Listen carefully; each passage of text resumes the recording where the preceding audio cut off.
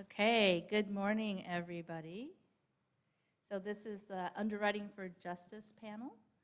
So I'm Lisa Motoyama. I'm a senior affordable housing finance consultant at Community Economics, and I have the privilege and pleasure to work with many of you and your organizations. So good to see you. I proposed this topic because of a conversation I had with a colleague and an investor that was starting to do intensive DEI work with staff.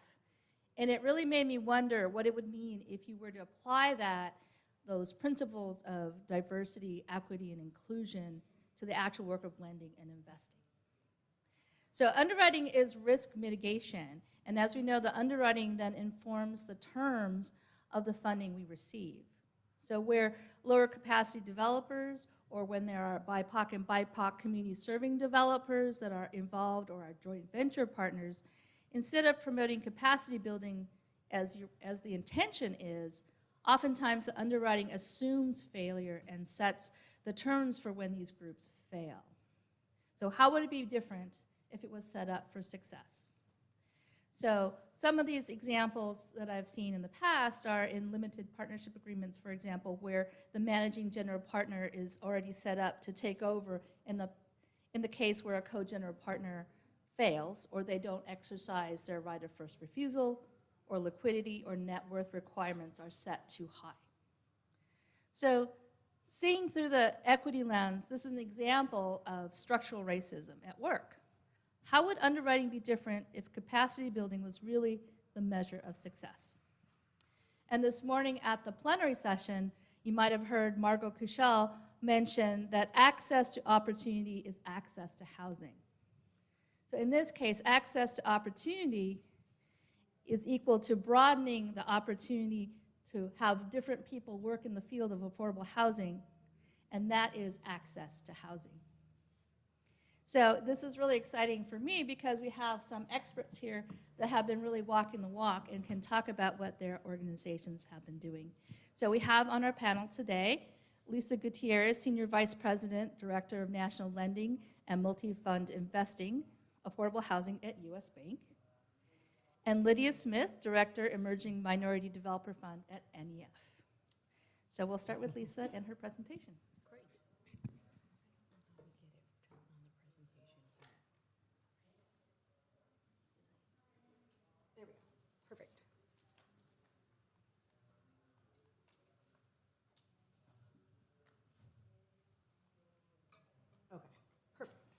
I think that this works.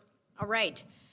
Thank you for joining us today. I'm hoping that we'll get some other individuals as well to join us for this conversation. It is quite the hot topic these days, and at U.S. Bank, we've been talking about diversity, equity, and inclusion for quite some time.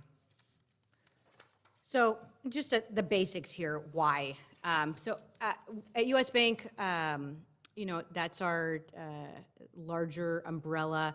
And then I work for an organization within the bank called U.S. Bancorp Community Development Corp.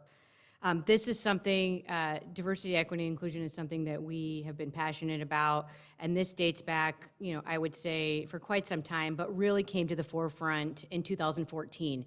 The bank is headquartered in Minneapolis, but our CDC headquarters is in St. Louis. So with the death of Michael Brown in Ferguson in 2014, this really kind of was an eye-opener for us in our home market to really get up and do something about and make a change within our own organization and then see what we could do on the outside as well. So it's the right thing to do. It supports our employees, and it provides a positive business impact. So we've been financing both lending and investing in affordable housing since 1988. So we are not a newcomer to this space and have done projects all across the country, both debt and equity. And we do that for many different reasons, from a social responsibility, environmental sustainability, and then also, these developments, as they're making good impact, they also make good financial sense for us. So, and as we've been doing this, we want to advance economic opportunity, and we're really trying to close the racial wealth gap. We've been intentional about the projects we want to invest in, and that's even more so, I would say, in the last few years, which we have done really some work internally as far as measurements-wise, because you don't really know what you're doing and the number of projects that you're doing and the developers that you're working with and the communities that you're impacting unless you provide some measurement. So on every single development that we close within the organization, we do a deep dive on who are the partners involved in this development, what's their backgrounds, as well as the various third-party individuals that are working, contractors, consultants, whatnot, and trying to focus on, are we really kind of moving the mark when it comes to investing and lending to BIPOC developers. So diversity, this is just kind of an overview of diversity, equity, inclusion. That's how we refer to it at our organization. And really, we believe that it started at the root, needed to start with our employees and an education base. So like I indicated, in 2014 was really our kind of eye-opener with Michael Brown and Ferguson, and then further kind of was identified at our bank headquarters in Minneapolis in 2020 with George Floyd. So one thing, internally, we need to walk the walk. I think that that's something that's really important, and we have lots of various diversity, equity, and inclusion framework, learning opportunities, and email me after, and we actually have a whole presentation on and resources and everything that we kind of provide to our employees. That's an external document. But the one thing that I think really was the mark, move the mark on this was our group partnered with a organization out of Chicago called Crossroads, who offered a 3-day intensive anti-bias, anti-racism training. We thought that this was so powerful after most of our senior leadership and kind of two-step down had gone through that it was important to invite our partners. So we invited our developers, our CDFI partners, folks that we were working with on a day-to-day basis. And we didn't just invite one person. We invited 3 to 4 individuals from that organization because it's not going to start with that one person. It needs to take, more than one individual.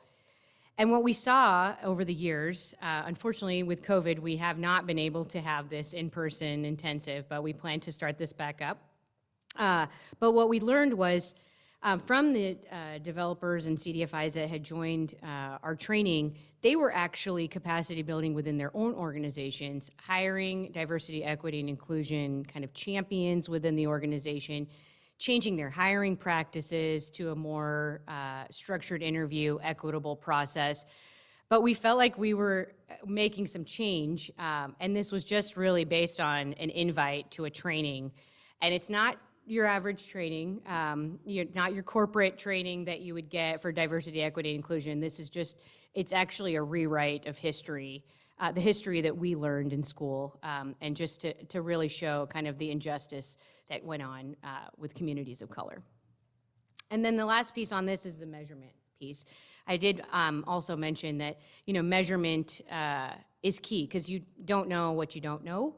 And if you're not measuring who you're doing business with and how many individuals that you're impacting and who you're bringing to the table, you're not going to really know if you're making any progress. So in 2020, after the events of George Floyd, the entire bank really came together on this with our access commitment, U.S. Bank access commitment. And this was really just a commitment to communities of color, but really we focused on the Black community because we felt like building wealth within that community was kind of our first home base, and then we were going to work with other communities of color. But that was, our primary focus. And access commitment was, again, supporting businesses owned by people of color, helping individuals and communities of color advance financially, and enhancing career opportunities for our employees, which also included really taking a lens on our equitable hiring practices. So access commitment, what does it include? It includes our lending and investing in U.S. Bancorp Community Development Corp. It includes our foundation giving and our grants. And it also includes lending and investing in CDFIs, because sometimes as we all know at a bank, we are a highly regulated institution. So why not put the hands in other organizations that maybe have more of a beat and a pulse on the community, like some of the CDFI partners that we have, and have them provide micro-business loans to various organizations. And really, hopefully, that could be a catalyst in communities to help build wealth. I'm ahead of myself here. So these are some of the initiatives. If you want to take a snapshot, usbank.com diversity has all of this information of kind of what we've done to date. And so, you know, as of in 2021, at the last measurement date, about 197 plus million. And again, that really focuses on our efforts with CDFIs, our efforts with our new market tax credit allocation that also supports our racial equity agenda. And then $25 million, which we're really proud of, to 30,000 women of color-owned micro businesses over the next 3 years. And this is our kind of commitment. And not to step up my friends at NEF, but we did do the first CDF, we were part of the first CDFI issued racial equity bond, a $30 million commitment with Enterprise. So that was something that was we were excited to participate in with our partners. And this went to the Enterprise Community Loan Fund as pre-development and dollars for developers of color to also fund their capacity building. This is, again, some of the other folks that we have invested in with Capital Impact Partners, again, the Enterprise Community Loan Fund. And really, you know, our focus on the CDFI world was key here because we did feel like our reach was far and wide, especially if we didn't have direct access to some of these developers. And then a teaser for Lydia's presentation, the NEF Emerging Developer Fund. So NEF really brought the Emerging Developer Fund as a thoughtful approach to their investors, brought investors in early, which are really made up of, you know, national banks, to see what was going to work for them. They wanted to put together a fund not in a vacuum, to talk to the folks that were going to be investing in it. What were the parameters going to be? Who were we going to be focusing on? What is an emerging developer? That's also a question kind of in the market right now. And so US Bank was proud to work with NEF, and we're still putting deals in as we speak, but proud to work with NEF on this initiative. And more to come, and more developers to work with here. And then these are just a couple developments that I will highlight. One in St. Paul and one in Milwaukee. Johnny Opara companies. It was a first-time developer, black developer in St. Paul, Minnesota, which we worked with. You know, we helped to provide the capacity building that wasn't already there. And we're able to work with Johnny in Johnny doesn't have a large team to work with, but we provided enough support throughout the process, and we're excited to see that come to fruition. And then Brandon Rule of Rule Enterprises is another development. That development is likely almost completed. I think there was a grand opening for that, and so that's an 89-unit development in the Walker's Point neighborhood of Milwaukee, which Brandon was very deep-rooted in and did a lot of community outreach and capacity building. All right, so that is our U.S. Bank's access commitment, our commitment to racial equity, and really we believe that work needed to start internally. And then kind of go out to our external partners, because again, we had to build that foundation. Right. I don't know how we get to the next. I think Travis is going to take care of it. Okay. Yeah. We're good. All right. Thank you,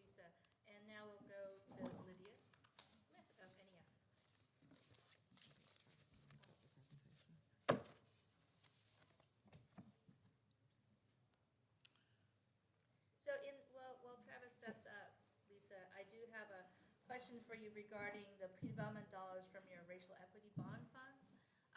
Pre-development is like the riskiest money. How do you approach that, and how do you get that money out? So I think that's was the key to partnering with our CDFI partners. I think just speaking from experience, sometimes there is a bit more red tape when it comes to lending directly to, when it's a larger organization like a bank, lending directly to a specific entity. So why not put the dollars in the hands of I would say CDFIs are closer to the communities that they're serving and a bit more deep-rooted, and know how to take maybe a few more risks than the banks can. So that's why I think it was key for us to make significant investments into those CDFIs, like enterprise. Thank you. My name is Lydia Smith. I am the Director for NEFF's National Equity Fund's Emerging Minority Developer Fund. You may hear me refer to National Equity Fund throughout this panel as NEFF and our Emerging Minority Developer Fund as the EMDF. I have been with NEFF for just under 11 years. I spent the first 7 years in the accounting departments, followed by 3 years in asset operations. And then this past year, my focus has been on the Emerging Minority Developer Fund, where my primary focus is to identify and nurture relationships with developers of color that could participate in this fund. National Equity Fund is one of the nation's largest syndicators of low-income housing tax credits, also known as the LIHTC. This year, we're celebrating our 35th year in business, and to date, we've invested over $20 billion to create and preserve over 215,000 affordable homes.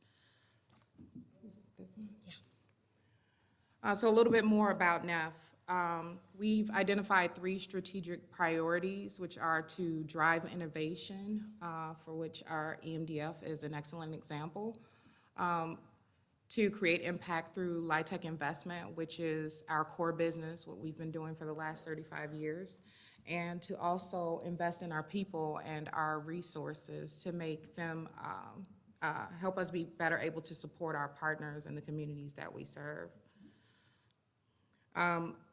These 3 strategic priorities are appropriately aligned to NEFF's mission to create and deliver innovative, collaborative financial solutions for the creation and preservation of affordable housing, for us to be a more diverse, equitable, and inclusive workplace, and also our vision that all people and families have access to stable, safe, and affordable housing to help them reach their full potential.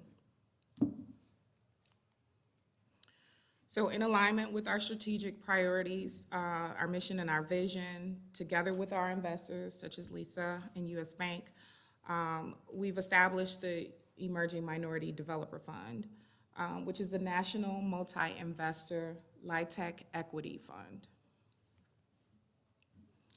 To give you an overview of this fund, it was established in 2020 to help build capacity for underrepresented developers of color in the LIHTC affordable industry. At that time, we approached some of our existing investor relationships with the concept for this fund, and more than 10 of them were happily ready to commit $132 million to establish this fund to help developers of color. The MDF will provide LIHTC equity and some other wraparound services or benefits to investor-approved developers and developments for the purchase of the LIHTCs that are awarded to the underlying development. It'll be for both 9% and 4% tax credit deals, for-profit developers and nonprofit developers. So the EMDF we have a developer profile that has 3 components: minority status, experience, and pipeline. So for the minority status, the developer entity will identify as a member of one or more racial minority groups that have been historically underrepresented in LIHTC. And so in the case of a for-profit developer, at least 51% of that developer entity will be owned and or managed by individuals that identify as one or more racial groups that are historically underrepresented in LIHTC affordable housing development. For the nonprofit developer entity, at least 50% of the board of directors and or at least 50% of the senior managers will identify also as individuals that are historically underrepresented. For the experience component, we're looking for developers to have completed at least one LIHTC development in the role of the developer, a co-developer, and in some cases we look at individuals who have a vast amount of experience as a lead developer on staff at a LIHTC development company. Why is that important? Well, if you've ever completed a LIHTC development, you know that everything that's involved, that it's a huge undertaking, a large, steep learning curve. There's a lot to get through to take a project from conception through construction and on to lease up and operations and have it perform successfully. And so the last component will be the pipeline. And so consistent with our vision to provide all individuals and families with stable, safe and affordable housing, we'd like to see the developers have a long-term commitment to LIHTC affordable housing development.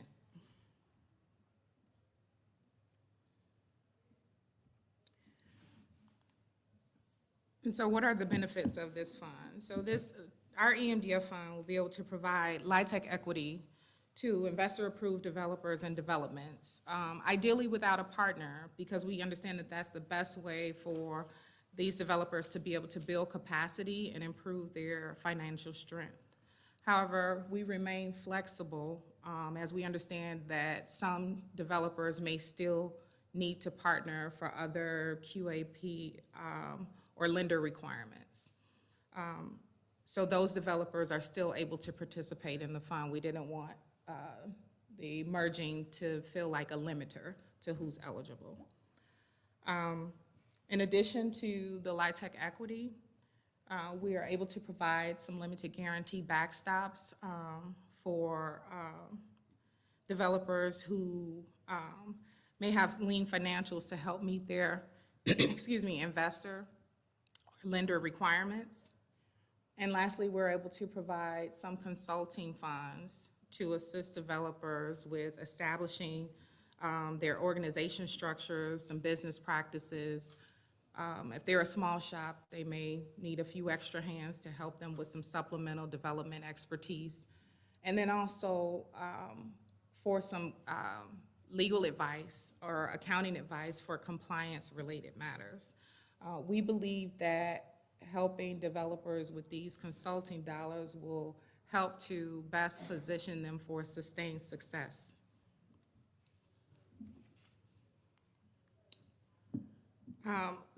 In alignment with NEF's strategic priorities, mission, and values, some of the goals of the EMDF are to create a more equitable LIHTC market by supporting underrepresented developers, to mitigate systemic barriers to entry for those developers, to assist them with building capacity and growing their businesses, as well as to expand affordable housing.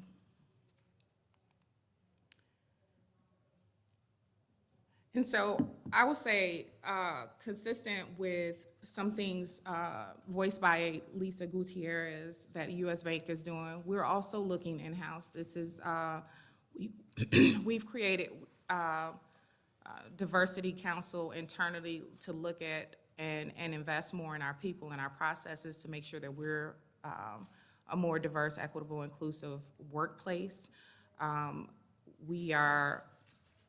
We do believe that it's important to take care of in-house as well. We're also looking at addressing some of our business practices, so it goes beyond this fund, but this fund is very important.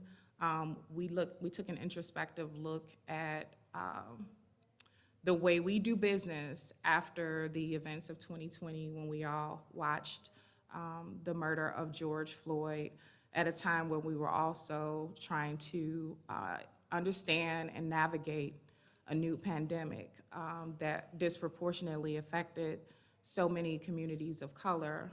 And at that time, our leadership was reminded of of a few things, actually: the countless number of acts of violence toward Black people and people of color in general, and the cost of uninterrupted systematic racism and discrimination that it levies on our society, and what the cost of our silence is. And so that's when we took an introspective look at how we do business, to try to figure out what we could do to help combat that systematic discrimination and racism. You know, that's a really good point, Lydia. I think, you know, vendor and supplier diversity, also taking a look at the legal firms that we use from outside counsel perspective, and how many persons of color are they at the partner level, you know, including. Those were all things that I think were really important as well, and because it's an extension of our kind of employee and capacity. Agree. Thank you. Great. So I have some questions for you guys, and then we can open it up to questions to the group. So, Lydia, you mentioned guarantee backstops as part of how this new fund will work. Can you talk a little bit about how that works and how that's different from typical underwriting? Sure. So we'll have some developers. We understand that the developers of color that we're targeting for this fund won't look like traditional developers in terms of their liquidity and net worth. And so what we are able to do with this fund is provide some level of backstop for investors and possibly even the lenders to address things like cost overruns or operating deficits and things like that. So we've put together that ability, that provision into the fund to be able to look at the developer entity, look at their finances, see what they need, and work with them to best position them in the fund with the resources that are available. So the backstop itself is not one size fit all. Not every project that we take into the fund is going to receive a guarantee backstop. Not every project will receive the technical support. It will be us really looking at the total package of the developer, the development, and figuring out with the developer where we can best help with the resources from this fund. Yeah, it's almost like additional, you know, reserves that aren't hitting developer fee kind of at that. Correct. At that lower tier level, because that's what, you know, developers are counting on. Mm-hmm. Yeah. So Lisa, you talked a little bit about metrics. How do you measure how well your lending is working in affordable housing? And what metrics do you use to show that? Yeah, so when we're talking about kind of our specific initiative and our racial equity agenda for lending and investing, I think we have similar kind of identification metrics of Lydia when it comes to the makeup and of the organization. But really, it's not. We are drilling down to not just development entity, but general contractors that are working on the specific developments, property management, you know, other industries that touch that specific development, and you know, how really kind of tracking. Are we really putting our money where our mouth is when it comes to serving communities of color, and in all ways? Because I don't think it stops at the development entity. I think there's other ways to contribute as well. And for both of you, how broadly do you see diversity, equity, inclusion work and anti-racism work in lending and investing? I mean, are you guys really at the forefront, or really there's a big crowd of other lenders and investors coming behind you to really change this industry? I think there are a lot of stakeholders at this point: investors, lenders, funders, philanthropic funders who are interested in making an impact in this space. So it won't be just us. I would say that NEFF and US Bank are at the forefront, but we have so many other people in this field ready to help and figure this out. Yeah, I would agree. I think the more the merrier, right? We need as many capital providers, so there's no competition in this space when it comes to providing this capital.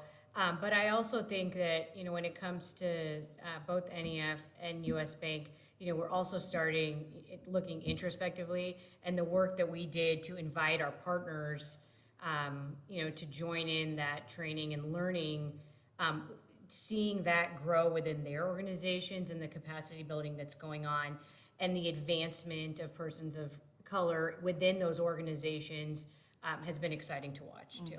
That's a measurement of success in our mind. And last question for me for now.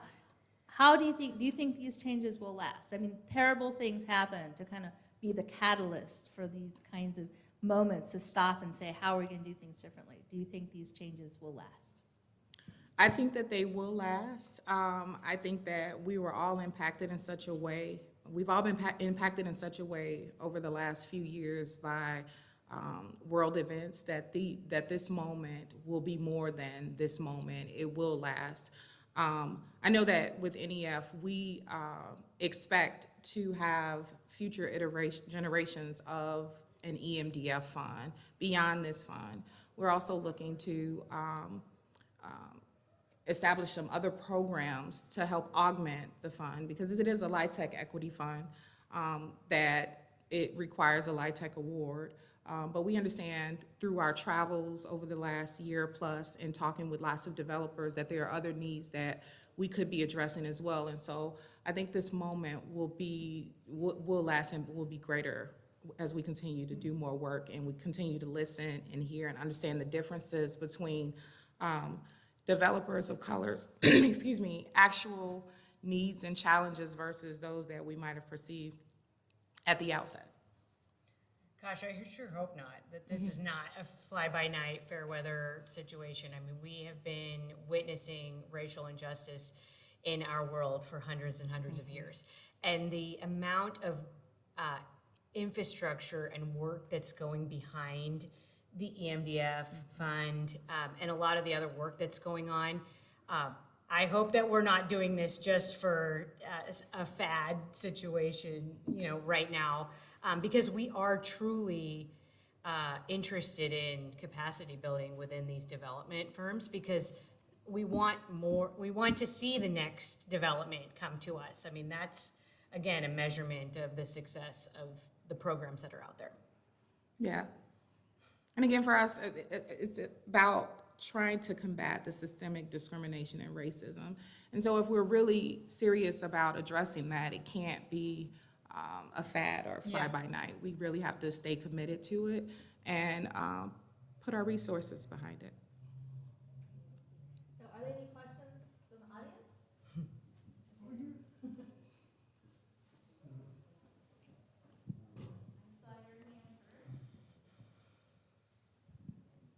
Lisa, I especially want to applaud your guys' commitment to what you're doing. I just recently retired from a CDFI, so we were a pretty large self-help federal credit union. And one of the reasons that I retired is I wanted to go into my own community, because I was going out throughout the country really representing self-help, but our own community was not getting the same kind of resources because they're smaller. And so what happens with a small, so I guess the question is to both of you, what happens when you have these small businesses and these small, let's say, community leaders, capacity builders? How do they get to you? Like, how do you determine, for example, what's your geographic, right, investment area? Yep. Yeah, because that's really important, because I'm in the San Joaquin Valley, and I don't see a lot of investments coming. I see a lot of investments going, historically, at least from my role, into the large metropolitan areas. But when it comes into the areas that, you know, are desperate, you know, we're not seeing that, so. Yeah, well, I'd love for you to connect with me through the app, because I'd like to put you in contact with some of the individuals who run our CDFI work within US Bancorp Community Development Corp. I do think from a bank perspective, we also are mandated by the Community Reinvestment Act. So we are going to lend and invest dollars in markets where we have a significant market share. Now, there are many banks who lend and invest to CDFI partners. And I would say just really reach out and have conversations about what their areas and geographic areas of focus are. And the impact, really telling the story about the impact and work that your organization is doing. I think there are certain initiatives that resonate with specific institutions. So I think that that's the best way to do that, is just to have kind of that initial conversation. I'm happy to start the initial conversation with our individuals and then see how we can make that as a catalyst for more introductions. And for NEFF, I would say that this is what I would echo what Lisa has said, is we have a national fund. It's a multi-investor fund, but it's a national fund. So our investors that are in this fund touch 46 states. And so, but it is still going to be CRA driven. So as Lisa said, you know, I guess I would encourage developer in a smaller area to get in touch with their local banker and start those conversations. My name's Randy. I'm a CEO of a local CDFI. And we partner with, in Stanislaus County, so I partner with a not-for-profit CDC, which these two gentlemen work there, but working on developing projects for low-income housing need. I think we have 17,000 units short in Stanislaus County. But specifically for Lydia, so we're just starting to do lending to members of the community so they can build accessory dwelling units. And so one specific member I'm thinking of, he's a low-income Latino. He's building an ADU to rent out to low AMI minorities. And so there's a period of construction where he's kind of at risk, right? And the credit union's at risk. We gave him $200,000, and so I'm just wondering if there's some way for an individual like that to be eligible for these tax credits through the LIHTC program. Has your developer already signed an LOI with another equity investor? Yeah, and are they using tax credits to finance? They just got a loan straight from us, and we gave him the lowest rate, longest term, interest only at the beginning, so that he can basically get this built in like as fast as possible, without having to really put his own cash up front. But there's still risk there, and so it'd be nice for him to have some extra support from a fund like yours. So for our fund, it is a LIHTC investment equity fund. And so in order to participate in our fund or its benefits, there must be a tax credit award for us to be able to purchase. And so that extends to the wraparound services in terms of the backstops and the technical support consulting funds.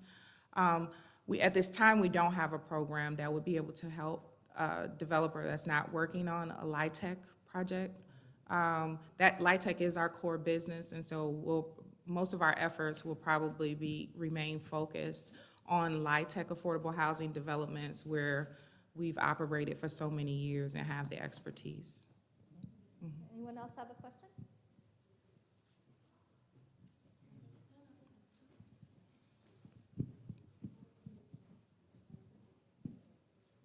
Hi, I'm Walker Wells with Ramey Associates. This question goes back to capacity. So, I grew up in the Central Valley, Selma, just south of Fresno. And so I think the question is, like, where do these developers even come from? Like, self-help does development, and that's kind of what I see in the Central Valley.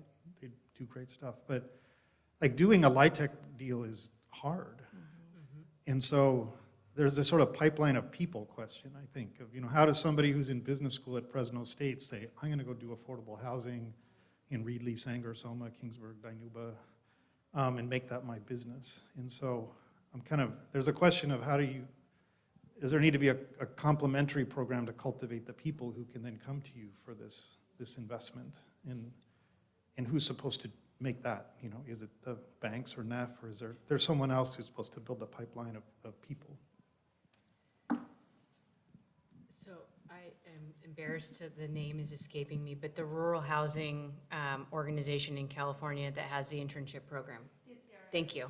Thank you. So CCRH, U.S. Bank is a strong multi-year supporter of CCRH. I would say if I learned of a developer in a rural community that needed, capacity building or to even was just starting out, I think that's probably the introduction that I would make. I have seen many of our best and brightest developers who either started in rural communities or now in urban communities and go back and forth, but really provided a strong foundation and is a well-supported organization by many large funders. I know that that's kind of deflecting the question, like what's U.S. Bank doing? But we are a supporter of them, and I do think they're probably one of the best when it comes to really understanding how to develop in rural communities. And I'd like to make just a quick pitch for the Bay Area Housing Internship Program, which is modeled after the CCRH one for the Bay Area. So there are pipelines to bring new people of color, students of color into the affordable housing field. So if there are banks and lenders and investors that are not supporting those programs, they should support them. And they have an annual conference, and I think they're back in person, so that's also a great place to network too, if that's something that they're wanting to kind of network in. And I believe there are other training programs out there as well. Like Liz has an HDTI program to bring young developers into this space. I believe in Milwaukee, there's an ACRE program that does really well and has the same intent. Provides developers with real experience on early development, but then it also gives them mentoring and access to relationships, which are really important to these deals and the success. So there's as Lisa and Lisa have said, there's a pipeline that you can utilize if you're new and you're unexperienced and you're looking to get into this space. And it's unexperienced specifically with the LIHTC, because as we can all agree, these deals are challenging, to say the least. So Lydia, this question is probably more for you, but one of the main criticisms of LIHTC is that it kind of perpetuates this racial and economic segregation within communities. Have you seen, or do you think you'll start to see with the NEFF that's starting to change? In terms of us, I think LIHTC is our core business. It's what we've done for 35 years. And it is because of our, mission and vision to be able to provide affordable housing for people. But we are the, I think that will continue to be our core business. I've heard some sentiment that you are addressing as far as guiding. I think what you're trying to say is LIHTC guiding developers into these lower, I guess, less profitable, but so much more work types of developments as opposed to, I guess, the market rate. That's kind of where your question is going? Yeah. For NEFF right now, I believe that it's still our intent to continue to focus on the LIHTC, which is where we have our expertise, our experience, and we shine, for the reasons that I've stated about our vision and our mission to provide the affordable housing. But I would say, though, that it's funds like EMDF that are helping to kind of combat gentrification in areas where communities of color have kind of been displaced. I think about like Northeast Portland, I think about Oakland, there are other, I'm thinking about the West Coast, but I'm sure you could name other. Because in the Emerging Developer Fund, we think about sponsor capacity and strength. Well, there's no discount in that to the connection to the community.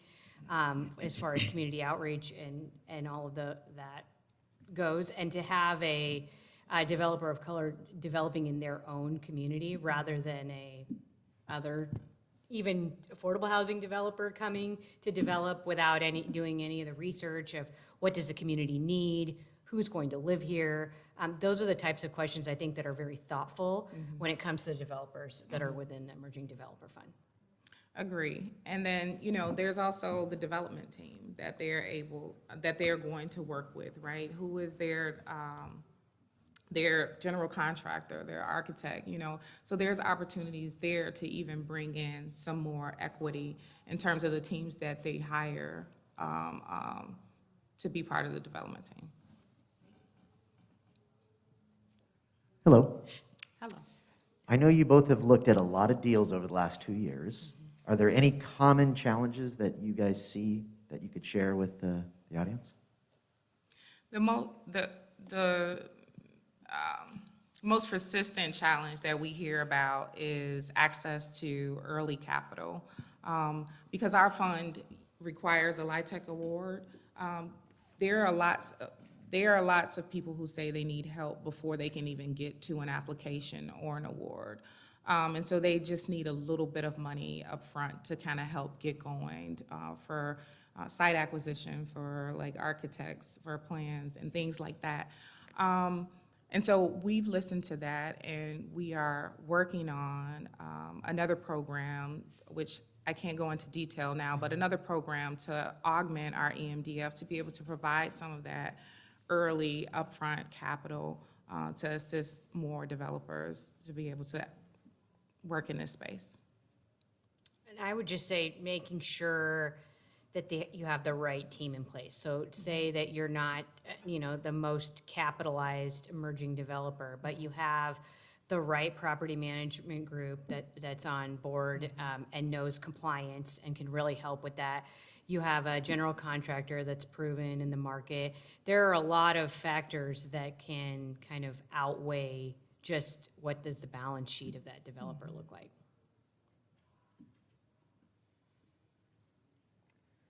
Hi, my name is Carla, and I work for LISC, so it's good to see our affiliate.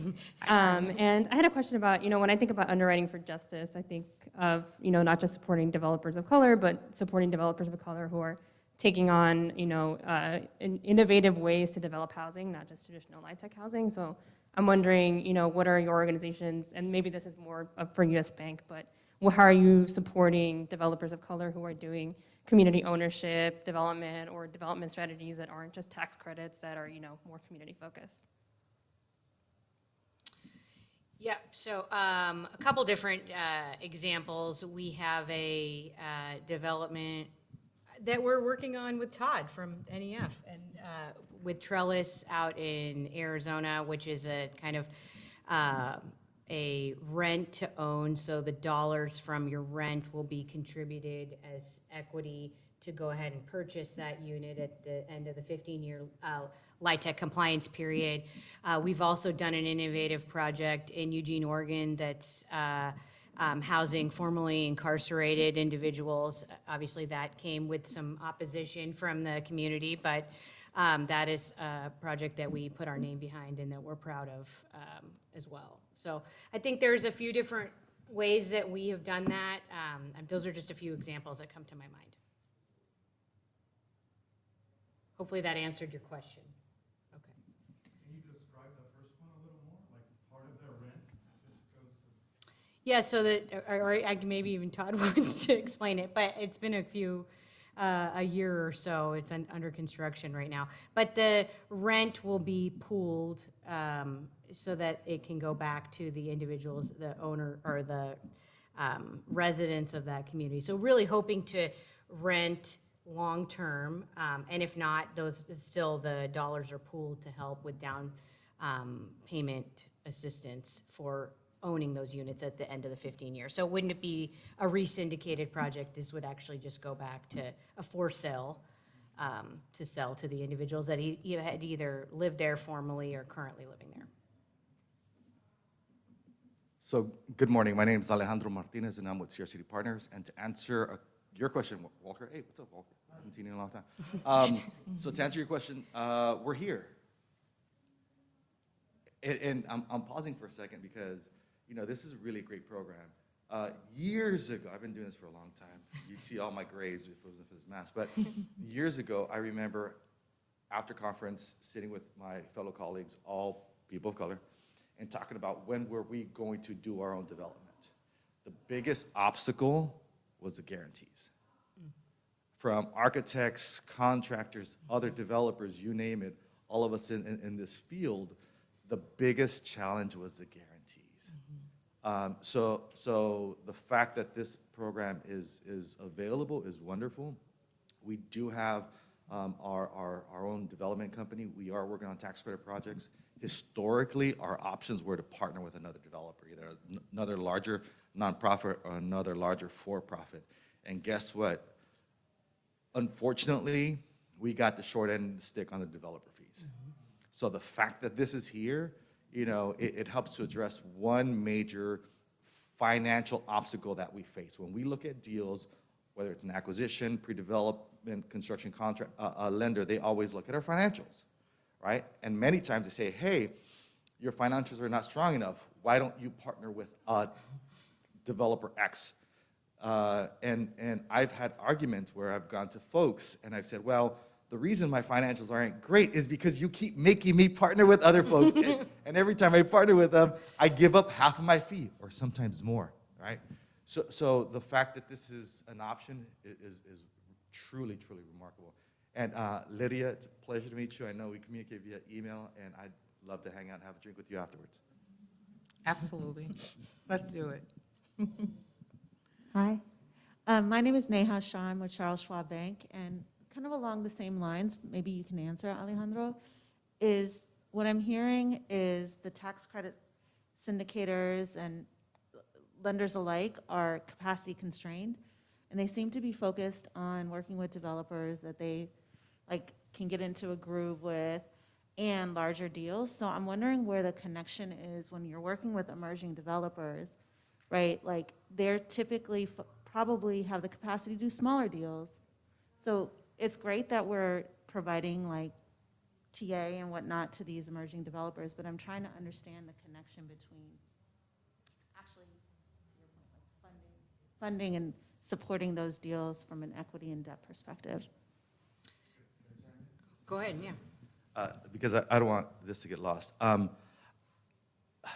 So the short answer is yes, it would be great to, let's say, jump somebody off on a small deal, except those small projects take just as long and as many resources as the larger projects. So when we get approached by smaller developers, because there are smaller developers than us, and they're asking us for guidance, I try to guide them to projects around the 50 to 60 unit mark, just because of the resources that it takes.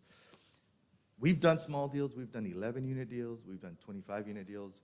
We can make them pencil, but the developer fee is typically limited. They are in the black, but barely in the black. So just from a long-term operations, I would rather have a 50, 60 unit deal than a 10, 25, even though those are critically important to do. So for a new developer, I would try to, you know,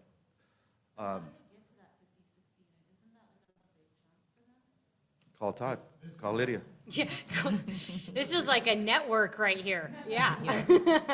But I would also say, I mean, there's a lot of constraints when it comes to scoring, right? You have to actually get your award. So there is a lot of planning that goes to what's the best scoring project that I can apply for. So unfortunately that, you know, throws a wrench in, because there's so much work that goes into even applying for tax credits. So you want to make that one-time stick.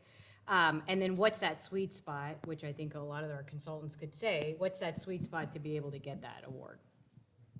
So that's the outlier of, once, it has to get the award before it can come to us for interest of large, small, what have you. Yeah, I would agree with Alejandro and Lisa that, it does take the same amount of resources to do those smaller deals. And on those smaller deals, when you're trying to get in, it probably is better for you to work with someone who has the experience and can help guide you to get you to that point. Because some fee and some experience is better than none. We all have to start someplace.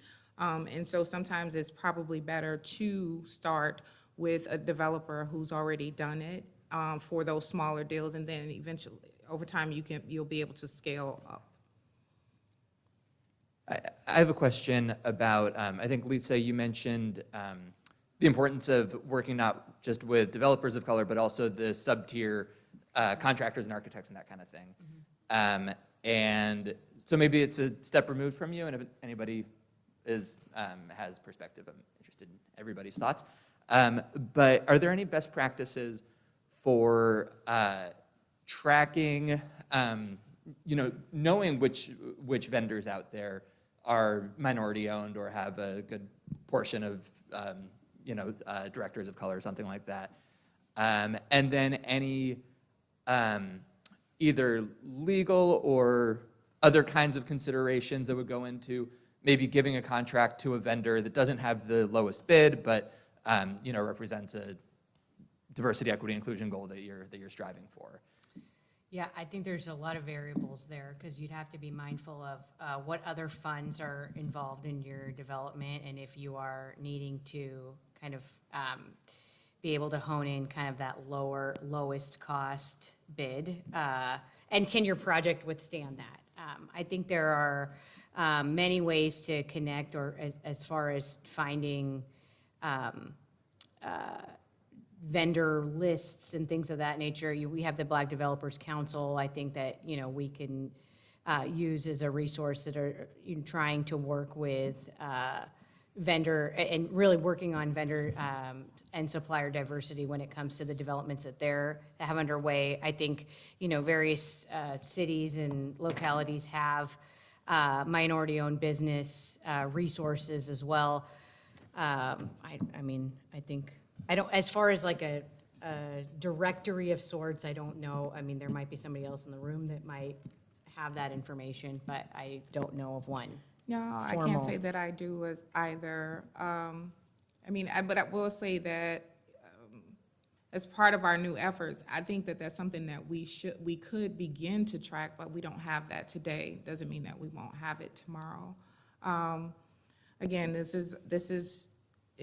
newer for NEFF than it is for US Bank, but we've learned a lot, and we're going to apply our learnings to help us be better with the future generations of funds or programs that are targeted to help BIPOC developers, and that will include some tracking of developers of color or the contractors, the sub-tier development team, so that we have sort of a repository and we know where those people are and who could be recommended, referred to help with these projects.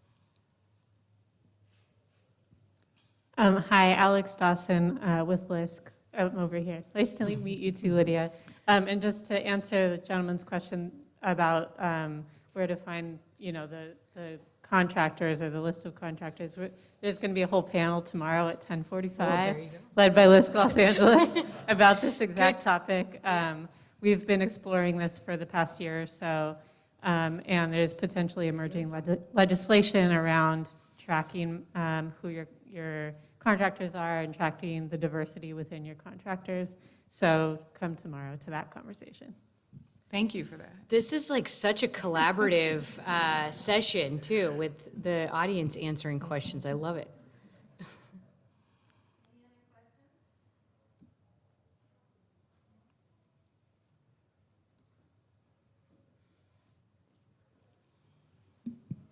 Hi, Lisa. My name is Sonia Andrew. I'm with Innovative Housing Opportunities. And I have to say that I dabbled in affordable housing in 2018 and went back to school and now I'm back. But you mentioned about experience in LIHTC, and the organization that I'm with, they have a lot of experience, but they've also had to partner a lot with others. And it seems that there's some aspects to that where, although they have 45 years of experience, that experience isn't being counted apples to apples because of the partnership roles. Do you have, when you mentioned about the things that you're looking at as far as experience of one project and then experience in LIHTC, is that what you're balancing out in that consideration? I think that was part of your Yeah. presentation, but I can answer once you. I would say that developers who have that much experience, so if they have that much experience, for our emerging minority developer fund, yes, we'd like to see them have at least one completed LIHTC, and it sounds like they have that experience.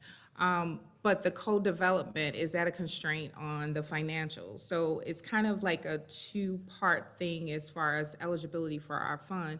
You know, we're not gonna have a hard and fast rule to say if you've done 10 deals, you can't participate in this fund, you not what we define as emerging, but it would be, I guess, a combination of both how many deals have been completed and as well as, you know, how have you been able to grow your business? Like if you have the financials that you need and you're able to get financing for equity elsewhere, then this wouldn't be the fund for you.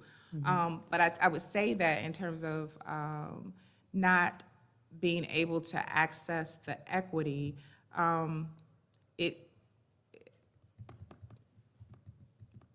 that's a good question. I don't know. Do you Yeah, so have- I would say, you know, does your firm have enough experience to qualify for a tax credit award? I think that's number one, key. And then when we're talking about experience, maybe the development entity is new, but what is the collective experience of those individuals that make up that entity? That's, like, we do a lot of drilling down. Like, if the first layer says there's not, you know, that many years, then what's the next layer? Like, what are the layers of the organization? Because what we find is, like in this instance of Johnny Opara in the development that I talked about, Johnny worked for a large developer in the St. Paul area for many years, but always wanted to go out on his own and do a development. So had many years of experience of being the lead project manager on lots of developments, but just needed that one organization to vouch for him to be able to get that one deal under his belt so that that would help open doors for other opportunities. So there is a little bit of digging, but I think the first question is, does the entity itself, could it qualify to actually get a tax credit award? Because that's the business that we're in. And then from that point on, you know, what's the experience level? I don't know if that answered. Yeah, I would agree. I mean, we really do dig into the experience, and our companies work together on this fund, as Lisa mentioned earlier, and so it's always hard to have like a definitive answer, because part of what we want to do is be as flexible as possible. So we really want to talk to each developer and understand how they're coming to the table differently, and if there's a way for us to work with them to get them into this fund. So yeah, we need to drill down a bit further to know more about the company that you're working for. Have you reached out? I encourage you to. Yeah, connect with either of us on the app, for sure. Questions? I have a quick question. I know in our preparation conversations, you really talked about underwriting the knowledge of the developer of their community, and kind of, can you talk about how you evaluate that and how important that is to your underwriting considerations? Because you're talking about capacity or financial statement, and then you're really talking about these sort of these other things like community knowledge. So how does that factor into underwriting the BIPOC developer for the fund, for any other efforts? Yeah, I would say, you know, talking to references that the developer has given us of community members, whether it's local officials, also having them tell us a little bit about their community outreach for that specific development, what the plan was, how did that, follow through.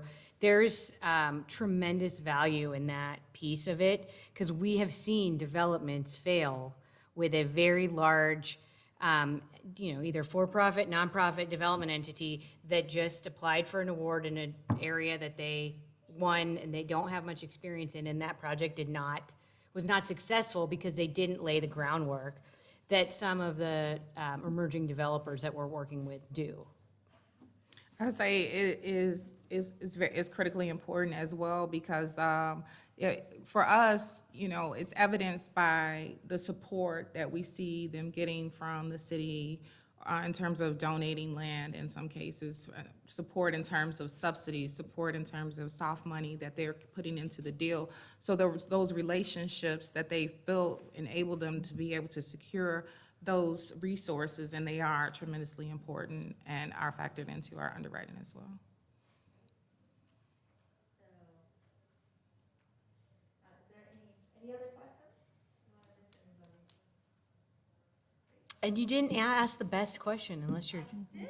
Well, you ask it. How do we measure success? That, a success in the developers that we're working with, and I think the true piece of that is when they come back for their next deal. To see that they've successfully developed a deal, they're building up their balance sheet, they're contributing to their communities and wealth building within those communities, and we're looking at the next development. I mean, that's probably the feather in all of our caps.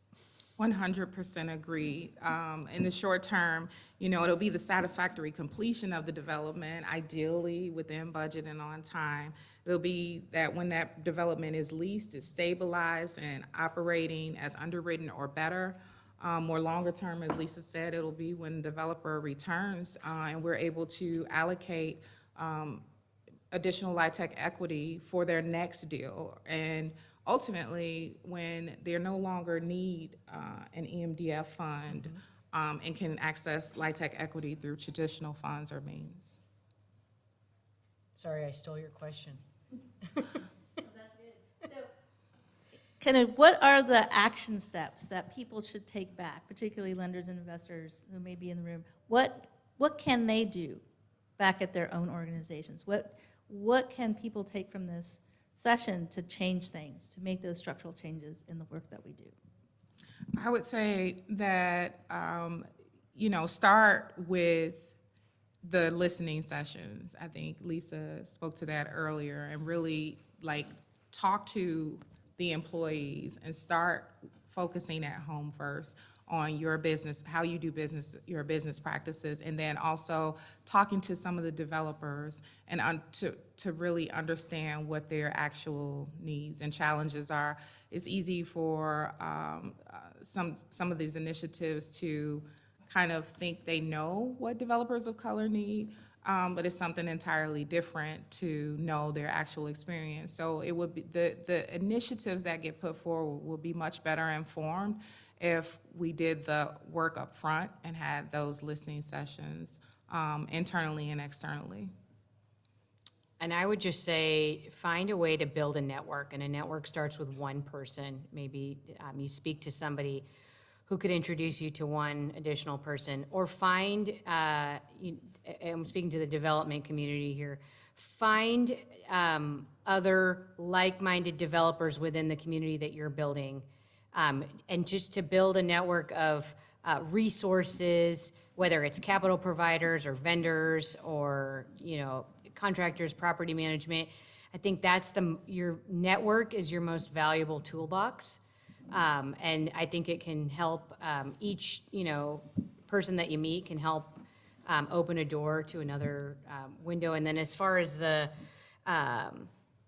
technical opportunities, if that's what you're searching for, I think we mentioned a few here, that there is a lot of technical assistance for affordable housing, and I would say even for emerging developers or rural communities, find a way to get connected in that space, because I think that will also be able to help you build some resources. And any parting thoughts for the group? I would say, like we said, this working with a racial equity agenda when lending and investing is not going away. This is not a fad. It's here to stay, and we're going to continue to build upon, the resources and funds and all of the things that are being developed right now. So I would say, stick with it. I know that that's like really corny to say, but these initiatives are here to stay. I agree.